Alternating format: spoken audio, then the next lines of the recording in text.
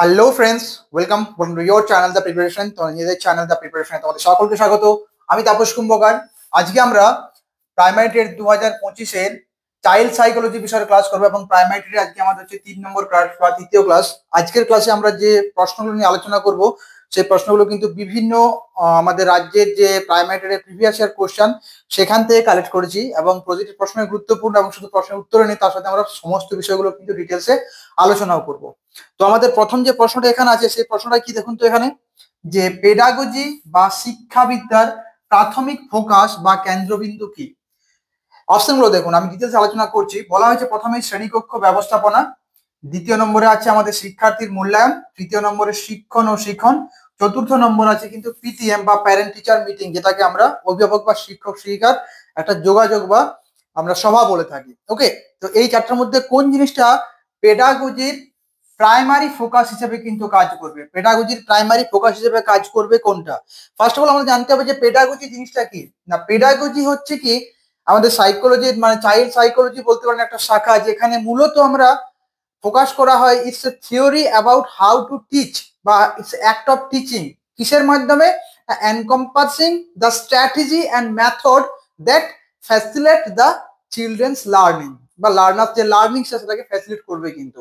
তাহলে বেসিক্যালি বলতে গেলে পেডাগজির মধ্যে কিন্তু প্রায় বেশিরভাগ জিনিসটাই কিন্তু আমরা টিচিং নিয়ে কিন্তু আলোচনা করে থাকি। ওকে, মূলত কেন্দ্রবিন্দু থাকে কি টিচিং বা শিক্ষণ।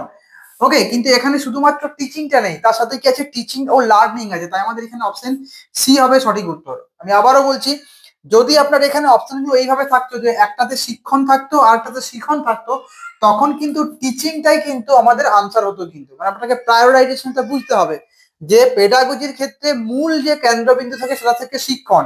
কাদেরকে শেখাবো? শিক্ষার্থীদেরকে শেখাবো। কিন্তু তার বিভিন্ন যে স্ট্র্যাটেজি আছে, মেথড, সেগুলো নিয়ে কিন্তু আমরা আলোচনা করি। ওকে, তাহলে 90% জায়গায় যদি থাকে টিচিং, 10% থাকে শিখন লার্নিং থাকে। কিন্তু যেহেতু এখানে আমাদের টিচিং জিনিসটা কিন্তু আলাদা করে করা নেই, কিন্তু সেই কারণে এখানে আমরা কিন্তু টিচিং এবং লার্নিং অর্থাৎ শিক্ষণ এবং শিখন এই দুটোকেই কিন্তু আমরা এখানে আনসার হিসাবে চুজ করবো। তাই option C is the right answer.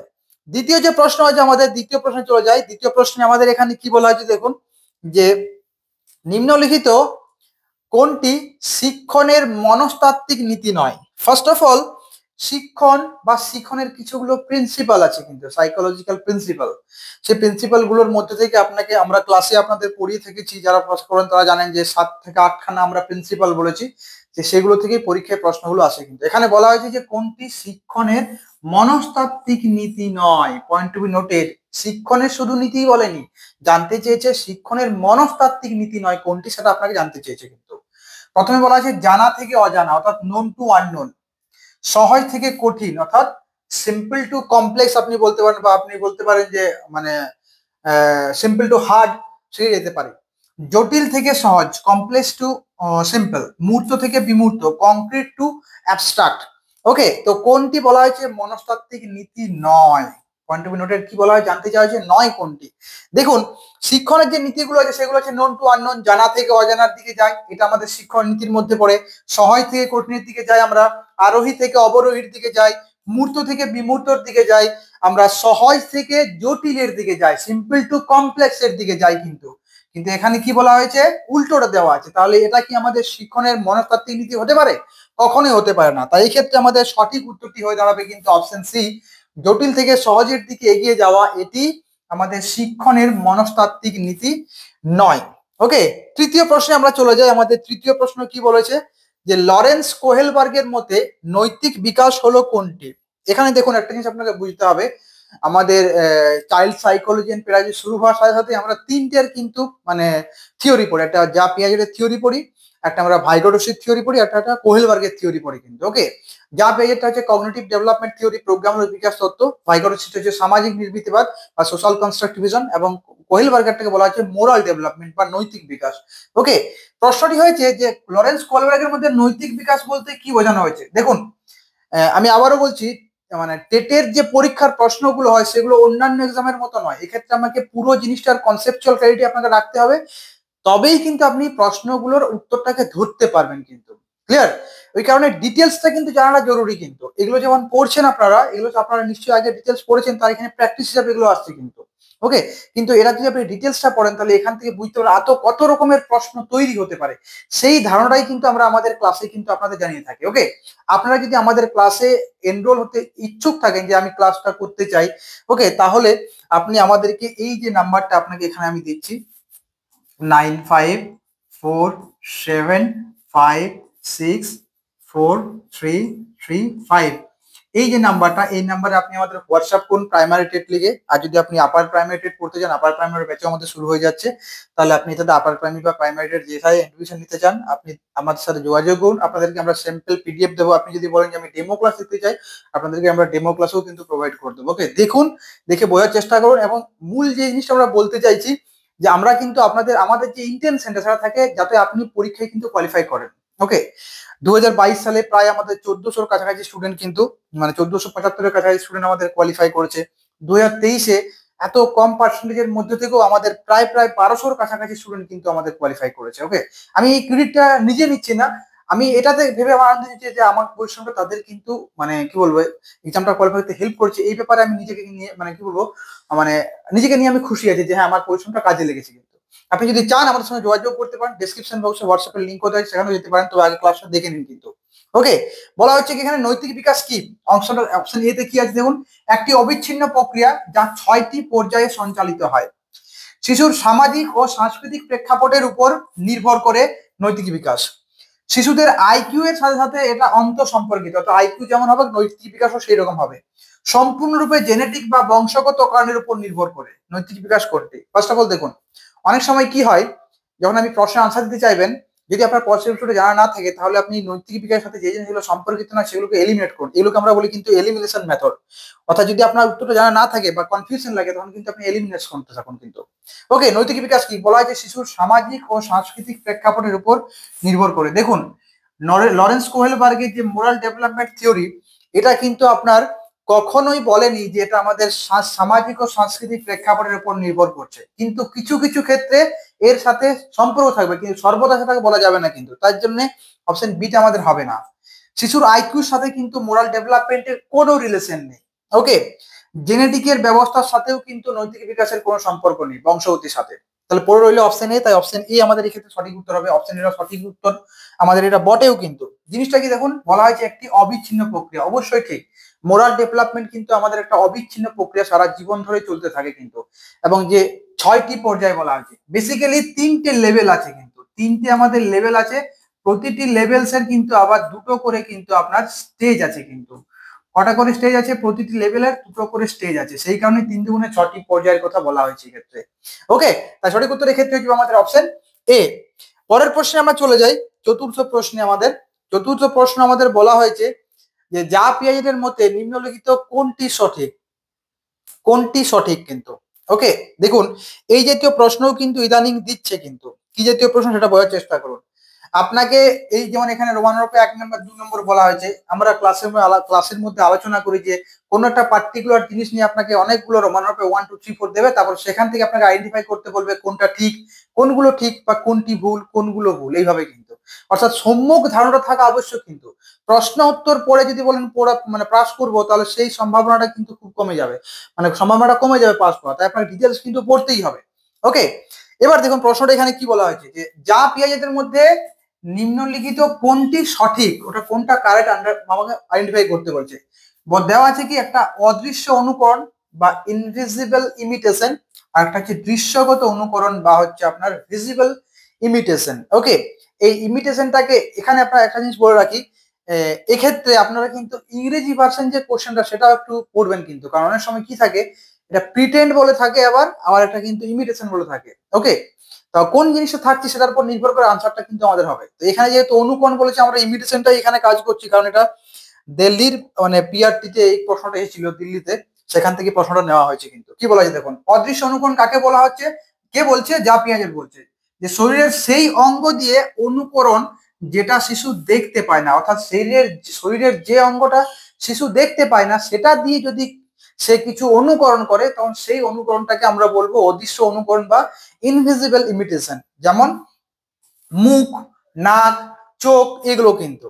দৃশ্যগত অনুকরণ কাকে বলবো না, শরীরের সেই অঙ্গ দিয়ে অনুকরণ যেটা শিশু দেখতে পায়, অর্থাৎ শিশু যেমন হাত পা দেখতে পায়, সেগুলো দিয়ে যদি অন্যের মতো অনুকরণ বা ইমিটেশন করতে করে, তখন সেই ইমিটেশন বা আপনার কি বলবো অনুকরণটাকে আমরা বলবো কিন্তু দৃশ্যগত অনুকরণ।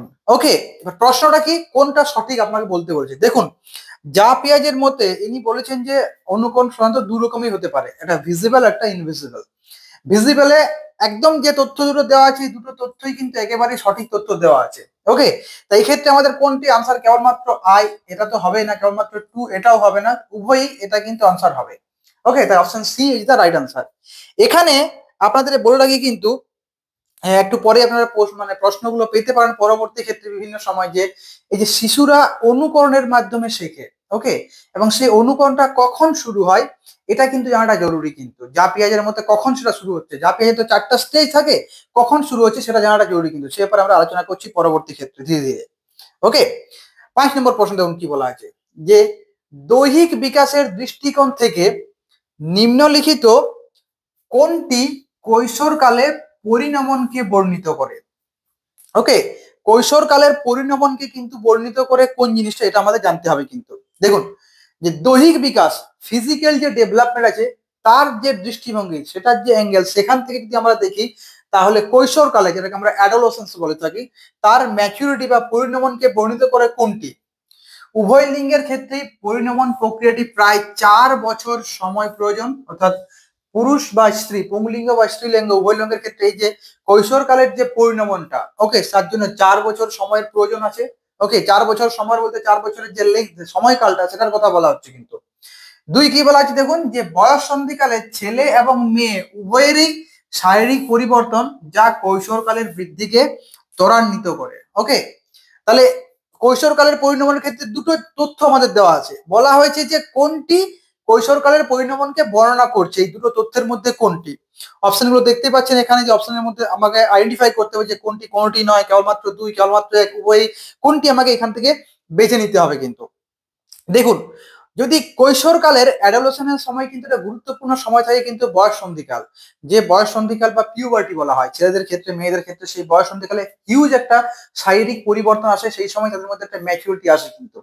তো সেক্ষেত্রে এই যে বলা হয় যে উভয় লেগের ক্ষেত্রে পরিণমন প্রক্রিয়াটি প্রায় 4 বছর সময়ের প্রয়োজন, এটা কিন্তু ঠিক তথ্য নয় কিন্তু, কারণ 4 বছর লাগে না কিন্তু। ওকে, মিনিমাম 1 থেকে 1.5 বছরের মধ্যে পরিণমন প্রক্রিয়াটি, মানে ওই যে পিউবার্টি বয়স সন্ধিকালটা, সেটা কিন্তু সম্পন্ন হয়ে যায় কিন্তু। ওকে, তাই 2 নম্বর যে পয়েন্টটা আমাদের এখানে দেওয়া আছে, এটা কিন্তু অত্যন্ত মানে কি বলবো, মানে একেবারে পারফেক্ট, কারণ এজ ধরে বা সময় ধরে আমরা ওই কৈশোরকালের যে মানে পরিণমনের সময়টা, সেটা কিন্তু বর্ণনা করতে পারি না। কেন পারি না, কারণ পার্সেন্ট টু পার্সেন্ট সেটা ভেরি করবে কিন্তু, সেই কারণে মানে সেটাকে এজ ধরে ধরে কিন্তু বলা সম্ভব নয়।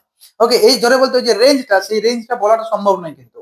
কিন্তু 2 নম্বরটা বলা যায় আমাদের, যে বয়স সন্ধিকালে, অর্থাৎ যখন পিউবার্টি হয়, তখন ছেলে এবং মেয়ে উভয়েরই শারীরিক পরিবর্তন যা কৈশোরকালের যে বৃদ্ধিটা বা যে গ্রোথ যে রেটটা, সেটাকে কিন্তু অনেকটাই ত্বরান্বিত করে। তাই 2 নম্বরটা সঠিক। 2 নম্বর সঠিক আমাদের কোথায় আছে বলুন তো, অপশন বি তে। তাই option B is the right answer. Next, পরের প্রশ্নে আমরা যাই। 6 নম্বর প্রশ্ন কি বলছে দেখুন, যে নিম্নলিখিত কোন মনোবিজ্ঞানী জেন্ডার স্কিমা তত্ত্বের সঙ্গে সম্পর্কিত নয়। জেন্ডার স্কিমা এই যে থিওরিটা, এর সাথে সম্পর্কিত নয় কে। ফার্স্ট অফ অল আমাকে জানতে হবে জেন্ডার স্কিমা থিওরিটা কি।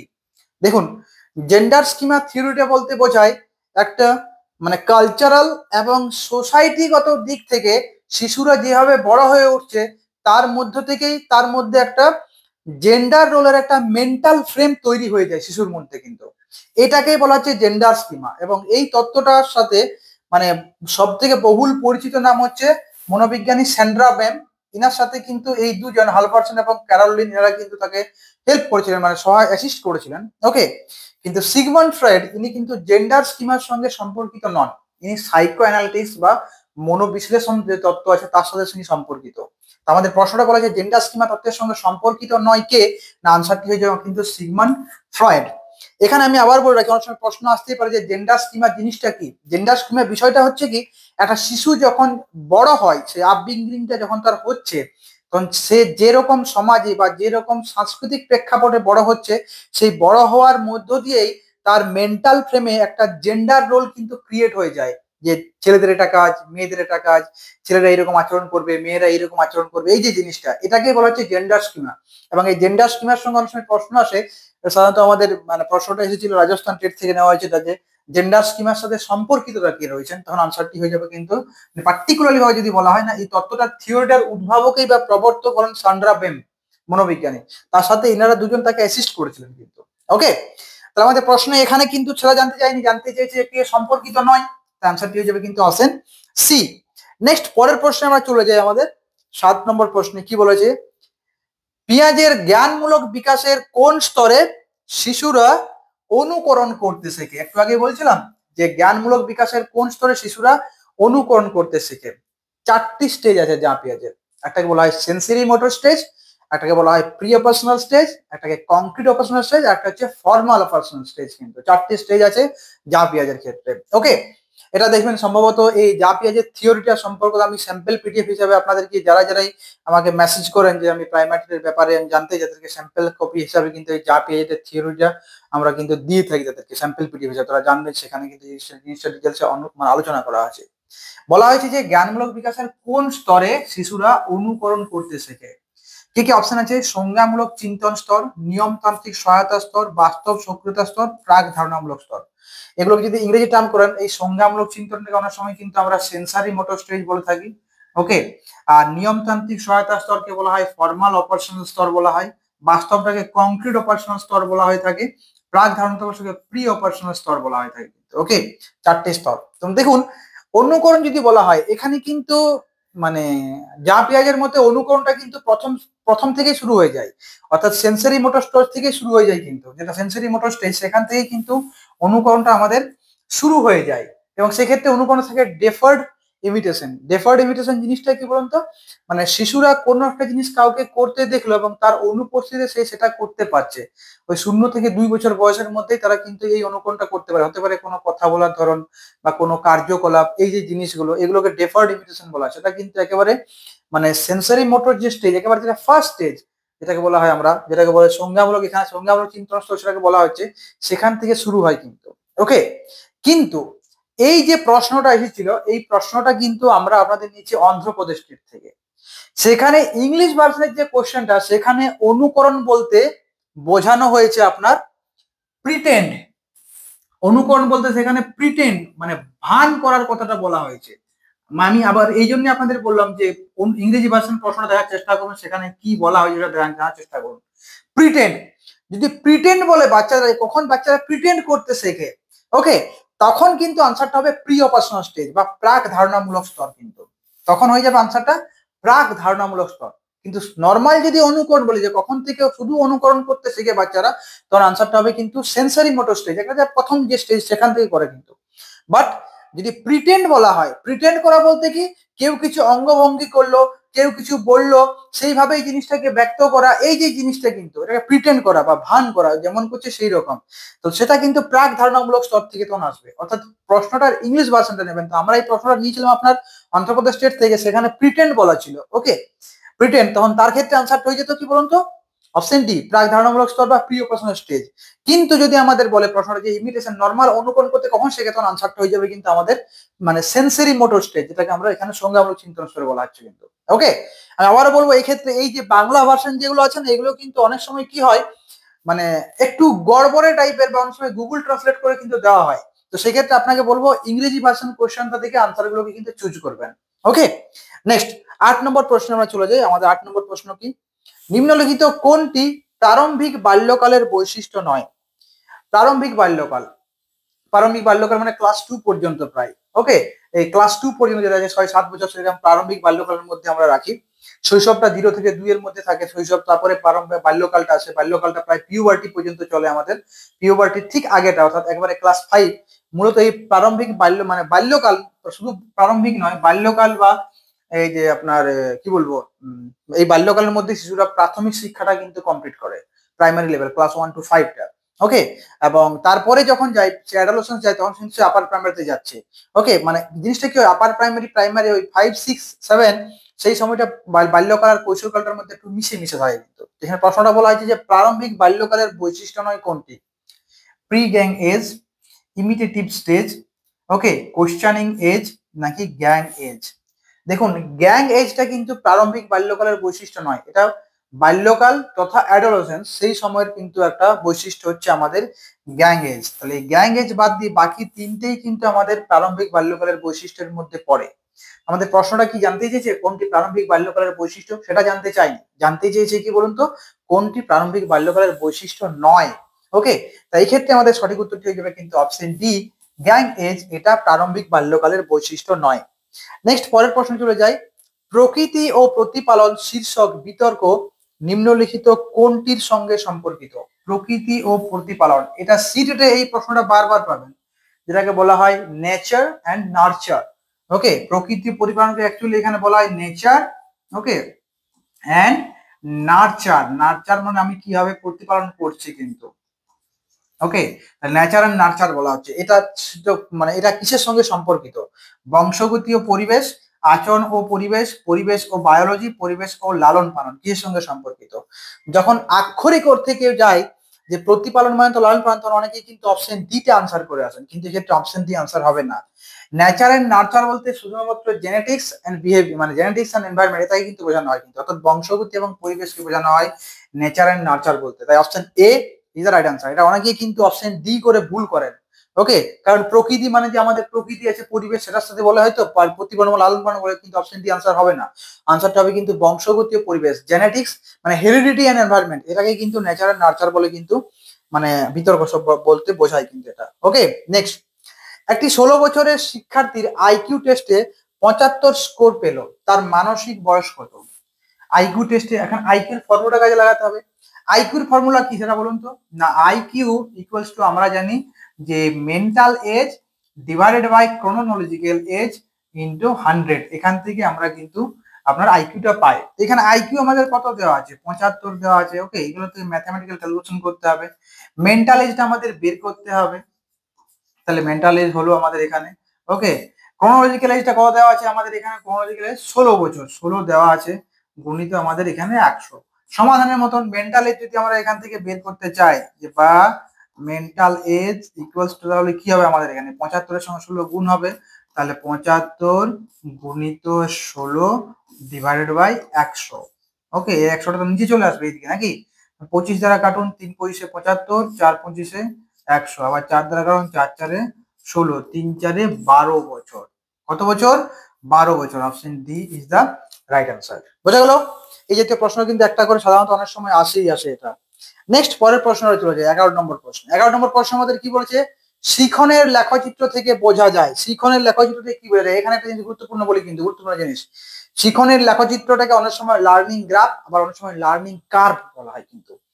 শিখনের লেখচিত্রকে অনেক সময় আমরা কি বলি বলুন তো? লার্নিং গ্রাফও বলা হয়, অনেক সময় বলা হয় লার্নিং গ্রাফ। ওকে, আবার অনেক সময় বলা হয় লার্নিং কার্ভ বলা হয় কিন্তু। ওকে, তবে যদি আপনার পেডাগজিক্যাল জিনিস পড়েন, তখন কিন্তু সেক্ষেত্রে শিখনের লেখচিত্র বলছে লার্নিং কার্ভকেই কিন্তু রিপ্রেজেন্ট করে। তো লার্নিং কার্ভ থেকে আমরা কি বুঝি, বা শিখনের লেখচিত্র থেকে কি বুঝবো? অপশনগুলো কি কি আছে এখানে?